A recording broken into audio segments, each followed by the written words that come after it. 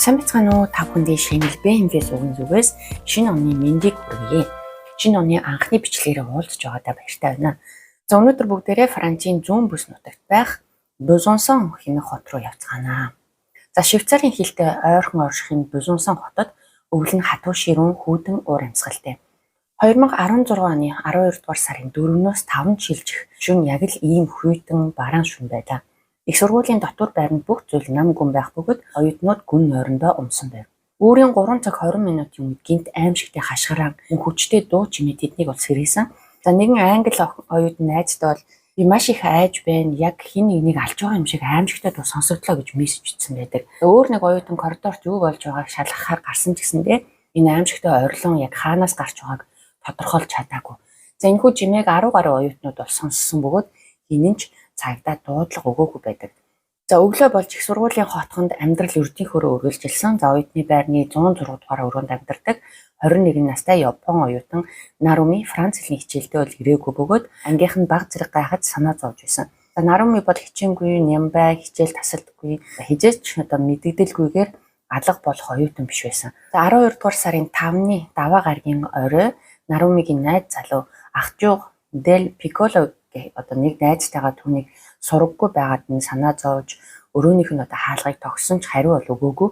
За тэд байрны харуулд хандан өрөөг нь онгойлгуулах талаар ярьж идэл тэр үед Ахжууг Нарумигаас цэснаас нэгэн мессеж авсан бөгөөд намайг тайван орох гэсэн мессеж ирдэг. За дараагийн өдрүүдэд Нарумигийн гэр бүл, найз нөхд нь утсаар болон сошиалоор нэгэн мессеж хүлээн авсан байдаг. Тэр бичгтээ паспортод нь асуудал гарсан учраас Ян хоттойход Японы консулын газар руу очих шаардлагатай болсон гэсэн байсан. Мөн дараагийн хэдэн өдөрт ч бас түүний ойр дотныхонд нь дахин мессеж бол ирдэг. Шинэ найзтай залуутай болсон, за ганцаараа явж гинэ гэсэн нэг тиймэрхүү утгатай мессеж байсан. Гэвч 12 дугаар сарын 12-наас хойш ямар ч мессеж ирээгүй бөгөөд 12 сарын 13-наас хойш түүний Facebook хаягт нь ямар ч нэвтрэл хийгдээгүй. За ингээд түүнийг сураггүй болоод 10 хоносны дараа их сургуулийн захиргаанаас цагдаад мэдэгдснээр цагдаа нар Нарумигийн өрөөнд очиж нэгжлэг хийсэн. За хэдхэн квадрат метр талбайтай цэвэрхэн эмх цэгцтэй өрөө байх бөгөөд усны мөрч байхгүй, тэмцэлцэн уул мөрч харагдахгүй байсан. Ширээн дээр нь дэвтэр номнууд төрөвчөнд нь 565 евро, бэлнээр,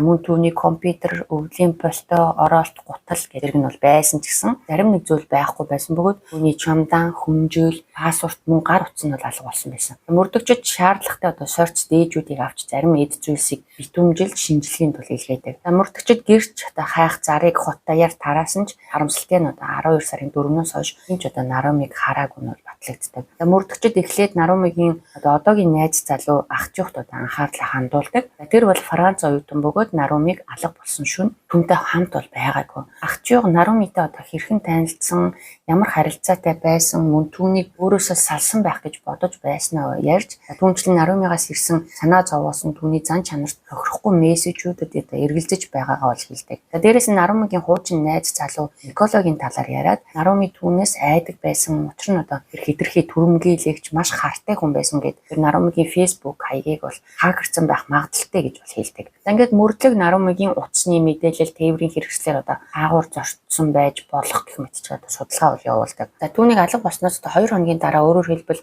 2016 оны 12 дугаар сарын 6-нд түүний банк карт нь ашиглагдсан нь бол тогтоогдсон бөгөөд Безонсоноос Лион чиглэлийн галт тэрэгний тасалбар худалдан авсан ч буцсах тасалбар байгаагүй. Мөрдөн байцаагчид Нарумигийн суудлын хажууд сууж явсан хүмүүсийг олж тэдэнд Нарумигийн зургийг үзүүлэн үүнтэй зэрэгцэн сууж явсан эсхийг бол асуудаг. Гэвч Наруми тэдний дэргэд сууж явсан эсхийг бол хинж санахгүйсэн. Ингээ мөрдөгчд буцаад Нарумигийн Ахжуугаас салсан өдөрлөө буюу 12 сарын 4-нд л очдог. Тэр 16 цагт бүжгийн хичээлээ тараад их сургуулийн хотхонд буцаж ирээд найз залуу Ахжуугтайгаа түр уулзаад салсан байдаг. Түүний утасны тохиолдол нь хамгийн сүүлд Огнион гэх хотод орой нэгэн ресторан байсан нь бол тогтоогдсон бөгөөд рестораны үйлчлэгч тэр хоёрыг сайн санаж байсан ба төлбөрөө залуу нь Чили улсын банк картаар хийсэн гэж мэдүүлсэн. За энэ мэдээллээс мөрдөн байцаагчид үүний хуучин найз залуу Никола холбоотой байж магадгүй гэж анх удаа сэжиглэж бол хэлсэн. Учир нь Безонсоноос ойролцоогоор 30 минутын зайд байрлах жижиг хотод Чили улсын банкны картаар төлбөр хийх хүн бас зүүн байх нь бол ойлгомжтой. За ингээд мөрдөгчд Никола Зепита гэх залуугийн мөрөөр бол ордог. Мөрдөн байцаагчдын нэг хэсэг нь Нарумигийн цогцыг хайсаар байсан бол нөгөө хэсэг нь Наруми болон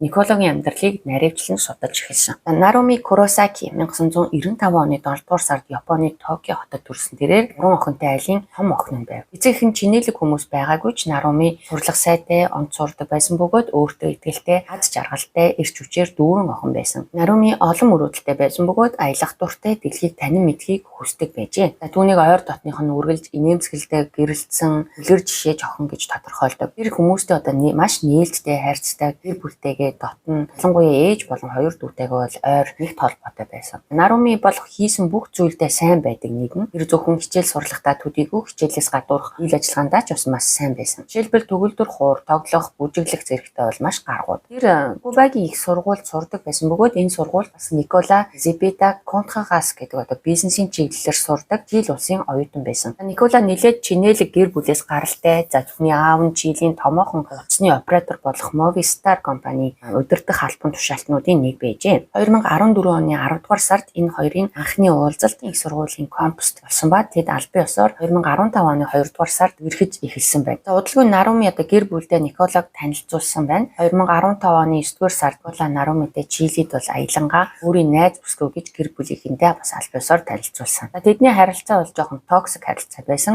Банк маргалдаж, салж нийлсэн нэг тийм харилцаа. 2015 оны сүүлээр Николагийн Японд хоролцох хугацаа дууссан учраас Чили рүү буцах шаардлагатай болсон. Гэсэн ч тэр 2016 оны 4-р сард ажил хингээ Нарумигийн дэргэд ойрхон байхыг хүсэж Японд руу дахин иргэн ирж Нарумитай хамт амьдарч эхэлсэн. Анхандаа Никола амархан ажил олоод хийчихнэ гэж бодож байсан ч үний бодсноор тийм амар байгаагүй. Энэ хооронд Наруми үргэлжлүүлэн хичээнгүйлэн суралцаж байсан бөгөөд тэр Францад суралцах тэтгэлэгт хамрагдаж чадсан учраас Францын Бузонсон хотын их сургуулийн кампуст 2016 оны 8 дугаар сарын сүүлээр ирж суурьсан байна. Ингээд Наруми хэл шинжилгээний төвд Франц хэлний хичээлд сууж хэлний түвшингөө сайжруулад дараа нь 2017 оны 1-р сараас эдийн засгийн бакалаврын хичээлээ эхлүүлэх төлөвлөгөөтэй байсан. Түүнийг Франц руу сурахаар явах үед Никола Японд үлдсэн ч удалгүй эх орн руугаа ботсон байдаг. Тэд хол зайнаас байнга харилцаж байсан ч энэ холдолт нь тэдний харилцаанд ихээхэн нөлөөлж эхэлсэн. Никола хол байгаадаа бухимдаж, зан авир нь өөрчлөгдөж, хэд хардан хяналт тавих болж Нарумиг өөрийг нь хүндлэхгүй байна гэж үзэх болсон. Учир нь Наруми Францд байх гадаад оюутны амьдралаа маш сонирхолтойгоор өрнүүлж, олон шинэ хүнтэй танилцаж, соёлыг нь судалж, дуртай бүхнээ хийж хичээлээж бас өрхөгдүүлэлгүй явж исэн. Нарумигийн танилцсан олон оюутнуудын дунд Ахчуг Дел Пиколо гэдэг залуу байсан. За эхэндээ тэдний харилцаа зөвхөн найзын хүрээнд байсан ч удалгүй хайрын романс болон хувирсан байдаг. Харин Никола найз бүсгүйгээ алдна гэхээс үхтлээ айж, хоорондын харилцаагаа ингэж хурдан дуусгахыг нэлийн зөвшөөрч чадахгүй байсан учраас Нарумиг удаа дарамталж асралтгүй мессеж илгээдэг байсан. Энэ мессежүүд нь дандаа Нарумиг буруутгасан, гомдлоор дүүрсэн. Наруми Facebook дээр өөр залуусыг найзаар нэмснийг нь бол огт дэвчиж чадахгүй хардаж байснаас тэр тэднийг найзуудынхаа игнэнээс устгахыг бол шаардаж байсан. Никола Наруми хоёрын хооронд солилцсон зарим нэг мессежүүдээс нь дурдах юм бол бидний хамтдаа бүтээсэн бүх зүйл нуран унаж байгааг харах үнэхээр гонигтай байна. Тамаас би хариуцлагатай байхыг хүсэж байна. Facebook дээр найзаар нэмсэн залуучуудаа устгах болт нь бол Наруми бол батгалсан байгаа. Никола түүний чи миний төвчээрээр маш их тоглож байна гэж их л ууралсан байдаг. 2016 оны 8 дугаар сараас 10 сар хүртэл Никола Наруми хоёрод нийт 646 мессеж бол солилцсон байдаг. 9 дугаар сарын 6-нд Никола интернетэд нэгэн бичлэг тавьсан. Энэ бичлэг нь дагаж мөрдөх ёстой нөхцлүүдийн тухай бол ярьсан байдаг. Тэрээр Нарумид 2-7 хоногийн хугацаа өгч байгаагаа хэлээд хэрвээ тэр энэ хугацаанд түүний тогтоосон нөхцлүүдийг биелүүлж чадах юм бол эдгээр нөхцлүүдийг цуцлана гэж бол тайлбарласан. Зарим нөхцөл нь Францад байх хугацаанд, зарим нь насан туршид нь хүчинтэй. Наруми түүний итгэлийг дахин олж авах ёстой. Мөн өөрийн хийсэн зүйлийн үн төлөөсийг төлөх ёстой. Учир нь өөрт нь хайртай хүнийг ингэж гомдоож болохгүй гэсэн байна. Энэ нөхцлүүд нь хамгийн их санаа зовоосон зүйл байсан. Учир нь ямар нөхцөл болох нь бол огт тодорхойгүй. Гэхдээ шийтгэл занал хил агуулж байгаа нь бол маш тодорхой байв. Энэ бүгдээс Наруми үнэхээр залхаж туйлдаа хүрч хэрвээ чи дарамтлахаа зогсоохгүй бол цагдаад хандна гэж анхааруулсан байдаг. Ингээд 2016 оны 10 дугаар сарын 6-нд Нарумиээс албан ёсоор салж байгааг бол мэдэгдсэн байна. Үүнийг сонссон Никола сэтгэл санаагаар унаж сэтгцийн эмнэлэгт хэвтэн эмчилүүлсэн байдаг. Эмнэлгээс гарсны дараа түүний толгойд ганцхан бодлол эргэлдэж байсан нь Нарумиг Францад олж ирэх байсан. Бүгдээрээ мөрдөн шалах үйл ажиллагаагаа дахин анхаарлаа хандуулъя. Үнэндээ мөрдөн байцаагчдад Николагийн мөрийг олох маш амархан байсан. Түүний уул мөр Нарумын алга болохоос ч өмнө дараач ил тод үлдсэн байсан. Түүний хөдөлгөөнийг 4 үндсэн баримтаар бол нарийн тогтоож чаджээ. За үүнд Чилийн банкны картын үйлчилгээ, гар утасны байршлын мэдээлэл, хяналтын камерын бичлэгүүд, за Францад ашигласан түрээсийн машины GPS систем. Никола эхлээд Чилийн нийслэл Сантьяго хотоос онгоцоор Швейцарын Женевд Испаний Мадрид хотоор дамжин 2016 оны 11 дугаар сарын 29-нд ирсэн байна. Маргааш энэ автобусаар Дижон хот руу явж хэдэн 7 хоногийн өмнө захиасан түрээсийн Угону Сеник Франц маркийн машинаа авсан. Тэндээс 12 дугаар сарын 1-нд томоохон худалдааны төвд худалдан авалт хийсэн байна. Түүний авсан зүйлүүд нь бол маш хачирхалтай. Тэр юу авсан бэ гэхээр шүдэнд 5 литр шатамхай шингэн цайруулагч бод судалт авсан байгаа. Гадаадын жуулчин хүн Францад ирээд ийм зүйлс худалдан аавна гэдэг бол өөр бусын сэжигтэй. Үүн дээр нэмээд тэр Франц сим карт худалдаж авсан байгаа. Үүний дараа тэр Доол хотын зүүн талд орших Шоо хэмээх өргөн удам ойн бүсэд бол хагас өдрийг хэсэж өнгөрөөсөн байдаг. 12 дугаар сарын 1-ээс 4-ний хооронд Никола өдөр бүр бизнесаа хот руу явж татвар байранд болон Нарумагийн сурж байсан хил шинжилгээний төвийн хооронд олон удаа явж байсан нь бол бүртгэгдсэн. 12 дугаар сарын 4-нд нэм гарагт Наруматай ойрон хоол эзсний дараа Никола түүний татвар байр руу хамт орсон. Түүний машин 12 дугаар сарын 6 хүртэл паркингаас бол огт хөдлөөгүй байдаг. 12 дугаар сарын 6-ны өглөө 4 цаг 23 минутад Никола татвар байрнаас гарч Шоо ойроо явдаг. За ойд өглөөний 5 цаг 55 минутаас 7 цаг 44 минут хүртэл сэлгүүцэж байгаа. Дараа нь машинаа Дижон дахь түрээсийн агентлагт нь бол буцаан өгсөн байна. За энэ цагт гадаа харанхуй байсан. За ийм харанхуйд ой дундуур ингэж удаан явна гэдэг бол тэр бүсэн сэжигтэй үйлдэл байсан нь тодорхой. За 7-ны үдээс хойш агентлагийн ажилчдын мэдээснээр машины гадна тал мөн дотор тал ялангуяа жолоочийн суудал арын дээшний хэсэг маш их шавар болсон байсан гэж мэдүүлсэн. Үүний дараа Никола Женев руу автобусаар явж эндээсээ Барселон руу нисээд 5 хоног үеэл ахынд бол байсан. Үеэл ахтаа бол тэр Женевд болох нэгэн хуралд оролцохоор ирсэн гэж тайлбарлсан байна. 12 сарын 12-нд Никола дахин Женев руу буцаж Мадридаар дамжин Чилийн Сантьяго хот руу нисэж 12 сарын 13-нд бол газарсан. За ингээд тэр эх орондоо ямар ч цаадгүйгээр буцаж ирсэн учраас ансаг орон сууцандаа буцаж очин амьдралаа ердийнхөөрөө үргэлжлүүлсэн байна. За мөрдөн байцаагчид маш олон хүнийг бол байцаасан байдаг. За тэдний дунд бол оюутнууд ч байсан бөгөөд ялангуяа 2 эмэгтэй оюутан маш сонирхолтой мэдээлэл өгсөн байна. За тэд хэлэхдээ Нарумын алга болохоос 2 хоногийн өмнө өөрсдийн харсан хүнийг бол Никола мөн гэд бол итгэлтэй байсан бөгөөд Никола маш сонин зан авиртай байсан. Яг л хүмүүст харагдахыг хүсэхгүй байгаа мэт оюутны байранд нуугдаж байгаа юм шиг байсан гэсэн байна. Нэг удаа түүнийг бас нийтийн гал тогонд их хурц суугаад уйж байгаа мэт харагдсан. За дараад тэр ямар нэг зүйл хайж байгаа мэт зүр хэсгэн байраар эргэлдэж байсныг бол харсан гэдгийг бол мэдүүлсэн байна. За мөн маш чухал нэгэн хүн мэдүүлэх өгсөн нь Николагийн үеэл байсан. За тэр бол Никола Чили рүү буцахаасаа өмнө Барселон хотод хүлээн авсан хүн байгаа. За үеэл нь Николагийн зан авирыг маш хачин байсныг дурдаад юуны өмнө Никола Нарумигийн талаар өнгөрсөн цаг дээр ярьж байсан нь түүнийг бол гайхшруулсан байна. За мөн Николагийн Европт ирсэн шалтгаан нь тодорхой бус байсан. Үеэл нь чи яах гэж Европт ирсэн бэ гэж асуухад Никола Женевт болох нэгэн хуралд оролцохоор ирсэн гэж хариулсан байна. Гэвч тэр асуултад бүрэн тодорхой хариулж чадахгүй сэжиг төрүүлсэн. За үүнээс гадна үеэл нь хамгаахын оюутан байсан бөгөөд Никола түүнээс хүний амьсгал боогдох үед хүн яаж нас бардаг тухай асуултуудыг бол асуусан. Тэр нь бол түүнийг бүр бол түшээсэн гэж бол мэдүүлэх өгсөн байдаг. 2016 оны 12 дугаар сарын 23-нд Николаг баривчлах олон улсын захирамж гарсан. За мэдээж хэрэг энэ хэрэг нь бол Франц болон гадаадын хэвлэлээр өргөн хүрээтэй бол цацагдсан. Японы хэвлэл Нарумагийн хувьд, Чилийн хэвлэл бол Николагийн хувьд онцгой анхаарал хандуулсан. Никола энэ талаар хэвлэлээс мэдснээр захирамж гарснаас 6 хоногийн дараа өөрөөр хэлбэл 12 сарын 29-нд өөрийн биеэр Чили улсын эрүүгийн цагийн газар очиж тайлбар өгсөн байдаг. За тэр Европт хийсэн аяллалынхаа талаар яриад Наруматай санамсаргүй тааралдаад бид оройн хоолнд орсон. Үүний дараа Нарумигийн хүсэлтээр түүний оюутны байранд нь буцаж очоод дотн харилцаанд орсон. За бэлгийн харилцаанд орж байхдаа түүний хүсэл тачаал нь дээд зэгтээ хүрснээс тэр маш их дуу чимээг гаргасан. Харилцаа дуусны дараа Наруми буруу зүйл хийснийг мэдэрсэн. Ягаад тэр өөр хүнтэй өрхөж байгаа. За түүнээс урвсан мэт санагдчих байна гэж ихэд бол сандарсан. Харин дараа нь Наруми надаас явахыг хүссэн. Ингээд би байрнаас гарч явах үедээ утсан алга болгосон учраас хайж байгаад эцэст нь гол хаалгаар биш арын яаралтай тусламжийн гарцаар гарсан. Гэхдээ би түүнийг алга болсон явдлыг холбоогүй гэж мэдгдсэн байна. Гэвч Францын одоо мөрдөн байцаагчид болон прокурорын хувьд энэ тайлбарууд бол итгэл төрүүлэхгүй байсан. Та бүхэнд Францын талаас дэвшүүлсэн таамгийг бол танилцуулъя. Тэдний хувьд энэ нь урьдчилан төлөвсөн гэмт хэрэг, өөрөөр хэлбэл санаатын аллах. Никола саллтаа хүлээн зөвшөөрч чадаагүй Наруми өөрөөс нь хоолдох, зай барих шийдвэр гаргасанд түүний бардам зан нэр төрөнд оромжлогдсон мэт санагдсан. Үүн дээр нэмээд Наруми түүний хүсэл шаардлагад захирагдахыг хүсээгүй учраас Никола өшөө авах талаар бодож түүнийг шийтгэх бүр амьдралаас зайлуулах шийдвэрт хүрсэн байж магадгүй.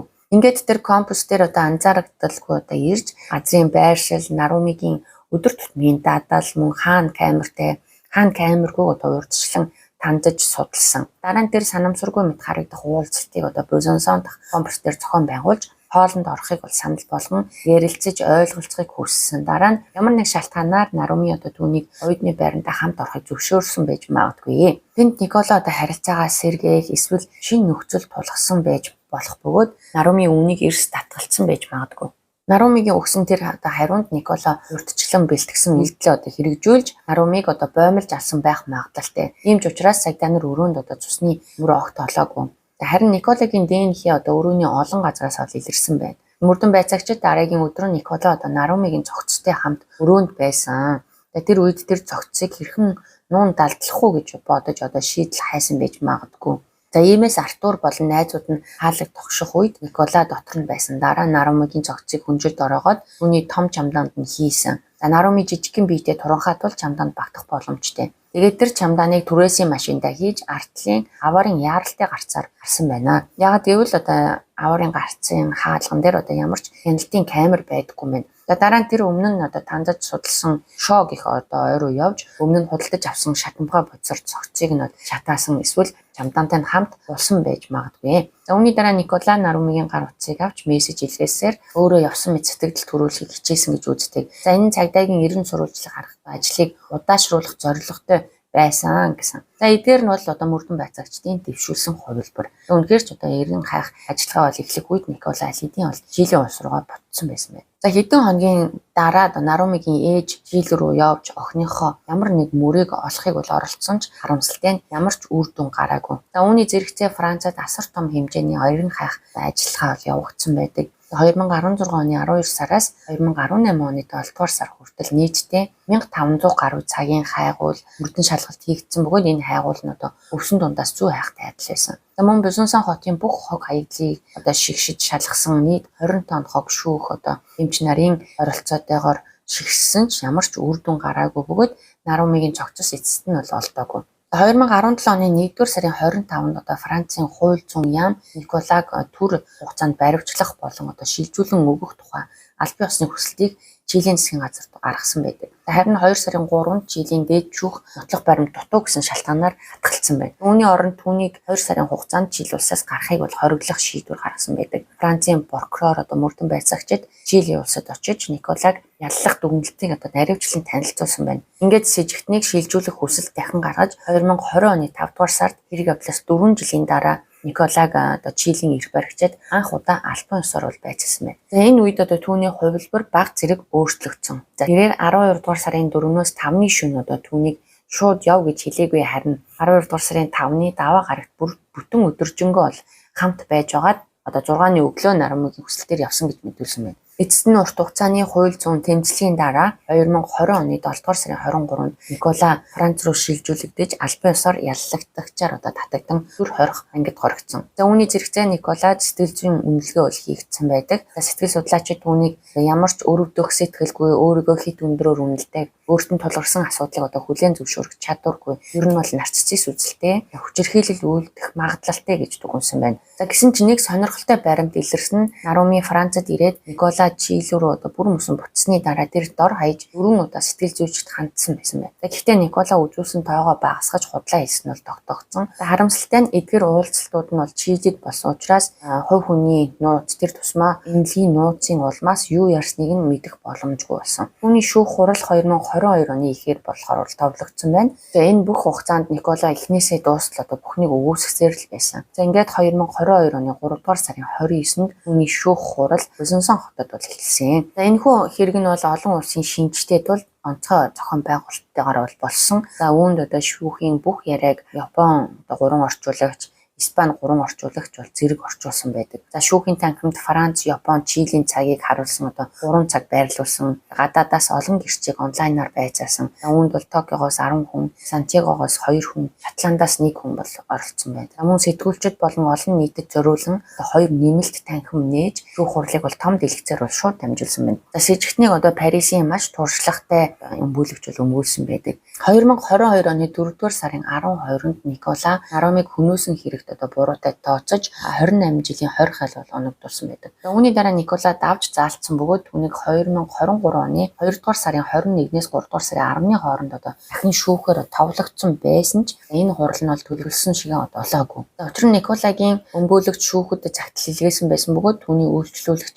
өмгөөлөх эрхийг нь цуцсан гэж мэдэгдсэн байна. Дараа нь Николагийн гэр бүл 2 шинэ өмгөөлөгч сонгосон ч эдгээр өмгөөлөгчдөд бол хэргийн материалтай танилцах боломж олгох үүднээс шүүх хурлыг 48 цагаар хойшлуулах бол шийдвэр гаргасан. За мөн шинэ өмгөөлөгчд хугацаа хэд богино тул үйлчлүүлэгчээ одоо зохих ёсоор хамгаалж чадахгүй гэж үзэн шүүх хурлыг дахин хойшлуулах хүсэлт гаргасан. Шүүх хүсэлтийг нь хүлээн аваад уг хурлыг 2023 оны 12 дугаар сарын 4-өөс 20-ны хооронд болгохоор бол дахин тоолсон. За гэхдээ 2023 оны 11 дугаар сарын 17-нд түүний өмгөөлөгч нь бол давж заалдах шатны шүүх хуралд Николагийн өмгөөллийг хариуцахгүй гэдгийг бол зарласан байдаг. Үүний дараа дахин одоо өөр өмгөөлөгч шинээр авсан. За ингээд шүүх хурал эцэст нь нэгэн товлогдсон одоо хугацаанд эхэлж шийдвэрийг анхан шатны шүүхээс олгосон 28 жилийн хорь хаалыг хэвээр нь үлдээсэн байдаг. Харамсалтай нь өнөөдрийг хүртэл одоо Наруми олдоогүй хэвээр байгаа бөгөөд гэр бүл нь одоо түүнд яг юу тохиолдсныг мэдэж чадаагүй одоо хэвээрээ үлдсэн. За ингээд өнөөдрийн манд хэрэг үүгээр өндөрлөж байна. Та бүхэн энэ хүү хэргийн талаар юу гэж бодож байгаагаа комент хэсэгт бичиж үлдээгээрэй. Дараагийн бичлэгээр уулзлаа. Түр баяртай.